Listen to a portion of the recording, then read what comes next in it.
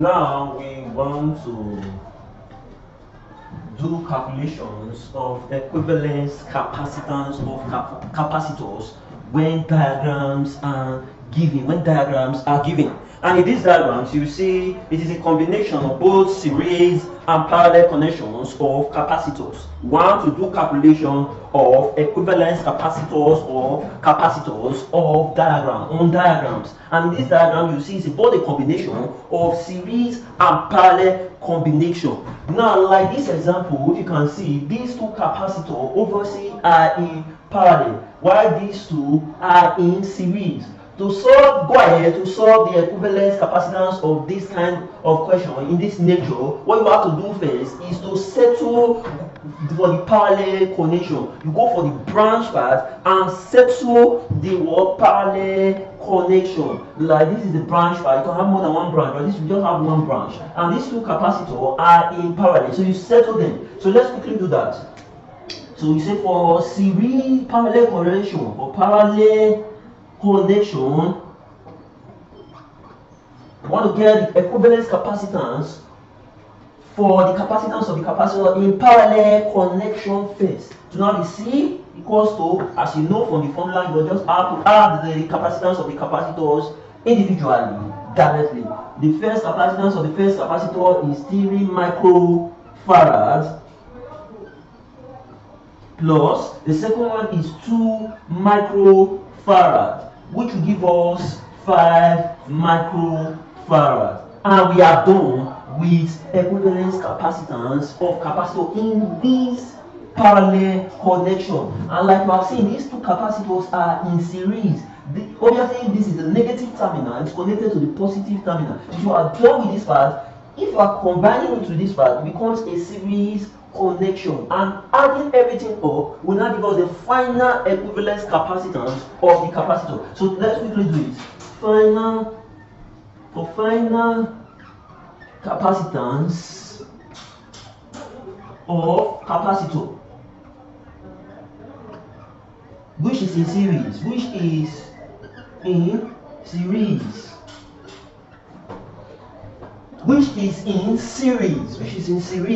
So now you know the formula for series. It's now 1 over CT.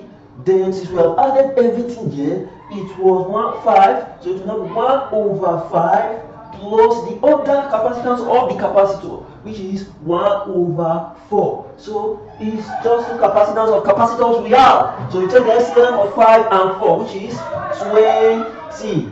Now 5 divided 20 is 4. 4 times 1 is 4. Plus 4 divided 20 is 5. 5 times 1 is 5, which will give us 4 plus 5 will give us 9 over 20. So we have 1 over CT is equals to 9 over 20. 9 over 20. We are not looking for 1 over CT.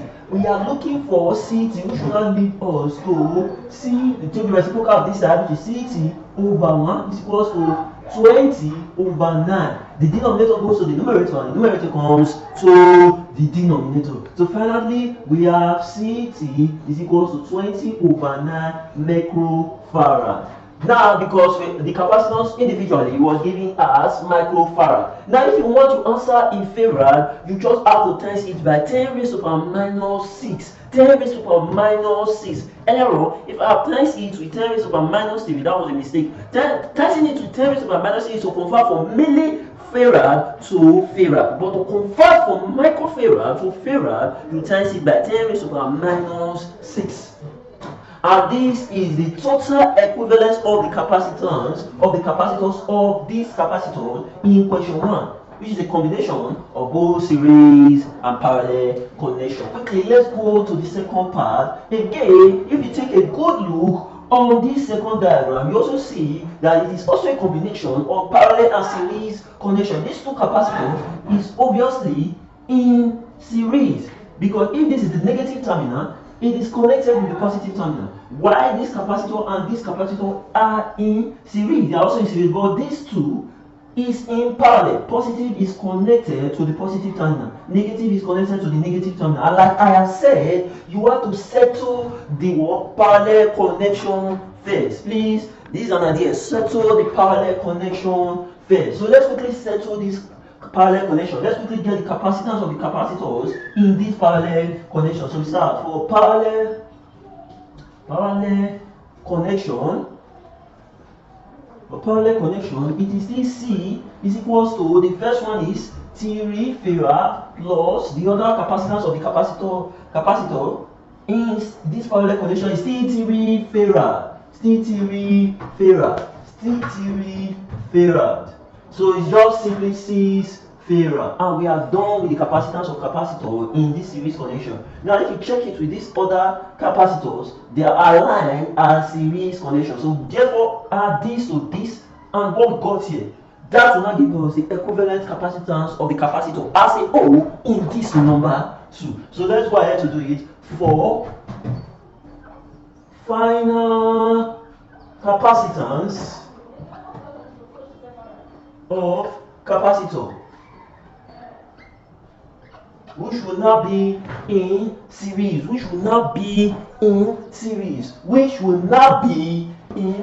So use the formula, which is in series 1 over CT. The first capacitance of the first capacitor here is 2, so it's 1 over 2 plus the other one is 3, so it will be 1 over 3 plus everything we got here, which is 1 over 6. So you quickly find the LCM of all the denominator, which is the LCM of 2, 3 and 6. The LCM of that will give us 6. Now 6 divided 2 is 3. 3 times 1 is 3 plus 3 divided 6 is 2 times 1, which is 2.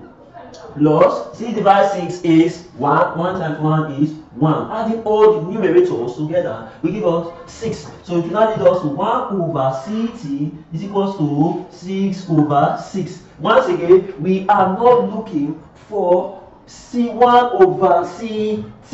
We are looking for CT. So you take the reciprocal of both sides. So it becomes CT over 1 is equals to, the denominator will come to the up and the numerator will come to the denominator. It's not obvious because we have the same number. So this will now be CT is equals to 1 farad. And we are done. That is the equivalence capacitance of the capacitor in series in this question, which was a combination of series connection and parallel connection. Once again, the idea is to settle the parallel connection and go ahead to add everything in series with the right formula. Now, if you wish to convert this to microfarad, you wish to convert it to microfarad, but you are not going from farad to microfarad, you multiply it by 10 raised to power 6, not 10 raised to power minus 6. So now 10 raised to power 6, which is times 10 raised to power 6, which will now give you microfarad. So still convert it to farad, you just times it times 10 raised to power minus 6. 10 raised to power minus 6.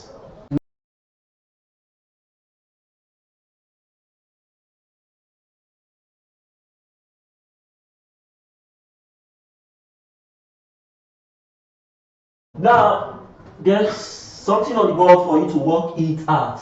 Now you have to calculate the equivalence capacitance of these capacitors in diagram, which is a combination of both series and parallel connection. If you do it right, you will arrive at this answer for the first one, 2 microfarad. And if you do the second one right, you arrive at this answer, which is 24 over 35 microfarad. Best of luck. Now what we want to now proceed to is energy stored in a in-charge capacitor. We know now that the capacitor is a device for storing charges. Now before you set it up and add your battery to charge it, your capacitor has no charge. Now when you now charge it, it will now possess electric energy. The process of you charging it, you are doing work. It is electric work done. To charge your capacitor, you have to do work, and it is electric work done. And when we're talking about potential difference, we get the initial formula for electric work done So W is equals to QV.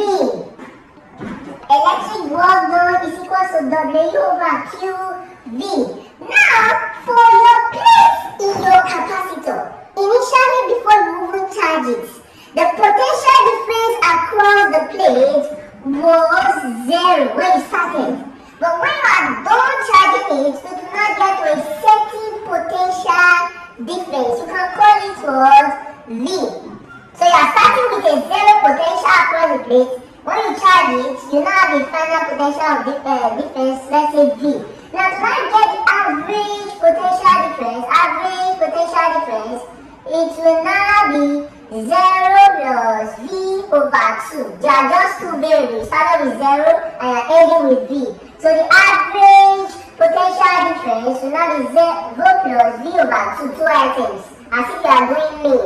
2 items over the number of items you have. Which will now give us V over 2. This V over 2 is your average potential difference. You cannot plug it here into the formula, which is W is equals to Q over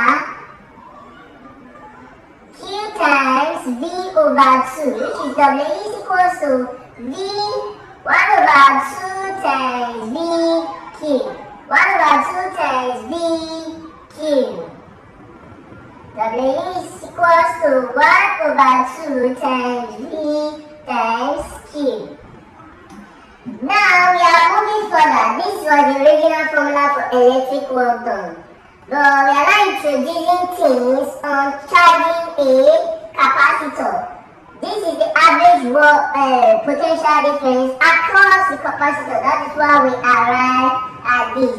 So if you ask to calculate the work done in charging a capacitor, this is one formula you can use rather than this. Because you are looking at the average potential difference. Now you can still modify this formula further. We have earlier said that capacitance of a capacitor is given as C is equals to Q over V. C is equals to Q over V. When you make Q the subject of the formula, because Q is equals to CV. Substituting this Q into this will now give us W is equals to 1 over 2 times V times CV, which will now be W is equals to 1 over 2 CV squared. So this is a new formula for work done in charging a capacitor. Now you can still modify this further. Instead of making Q the subject of the formula here, you can choose to make V the subject of the formula, which will now be Q is equals to, V is equals to Q over C. Now substituting it here to now be W is equals to 1 over 2 times, instead of this B, because Q over C times Q, which will now give us 1 over 2 Q square over C. 1 over 2 Q square over C. So W is equals to 1 over 2 Q square over C. So this is now another formula because W is electrical work done. Your capacitor, when you just set it or when you just started, it will possess no charge. Now the act of you charging it, you are carrying out you are doing electric work. You are carrying out electric work. Now to not calculate the electric work in charging your capacitor, this is the first formula. W is equals to RVQ. W is equals to what? W is equals to RVQ. And the second formula is W is equals to RCV squared. And the last one is W is equals to 1 over 2Q squared over C. Now if questions are given, you have to look the one and the parameters are involved. work. So the active formula for calculating work done is charging a capacitor, and that is the theory. Now that you have charged the capacitor, initially it had no charge, but because you have not charged it, you are not doing electrical work done in charging it. The capacitor will not possess energy in it because you have charged it. Across the plate, it will possess charge. The capacitor will possess electric energy. Now you can still be interested in calculating the energy that is possessed by the charged capacitor. Mind you, the work done in charging a capacitor is equal to the energy stored in the capacitor. I can say that again. The work done in charging the capacitor is equal to the energy stored in the capacitor. So if you do electric work done in charging the capacitor, if you calculate the electric work done in charging the capacitor, it is still the same thing as the energy that will be possessed by the capacitor. So these three formulas still work for energy stored in a capacitor, which is the first one is W is equal to RVQ, and the second one is what? W is equal to RCV squared, and the last one is W is equal to 1/2Q squared over C.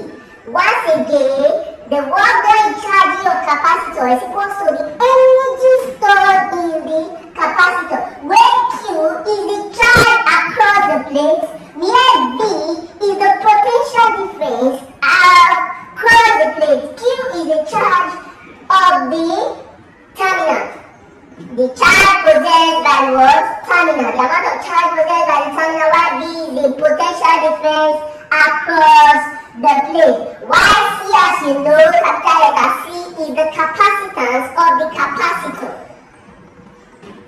The capacitance of the capacitor. What we want to now do now is we will take an example of what work has been done in charging a capacitor. What work done has been carried out in charging a capacitor. I will now move further to talk about the application of capacitor, because I said the four basic things are you need for a circuit.